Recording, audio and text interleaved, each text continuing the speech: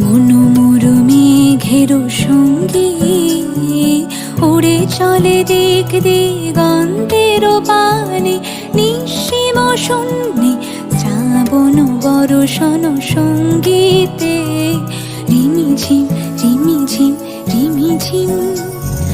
মনোমর মেঘের সঙ্গী উড়ে চলে দিক দিগন্তের পানে, নিঃসীম শূন্যে শ্রাবণ বর্ষণ সঙ্গীতে রিমিঝিম রিমিঝিম রিমিঝিম রিমিঝিম রিমিঝিম রিমিঝিম।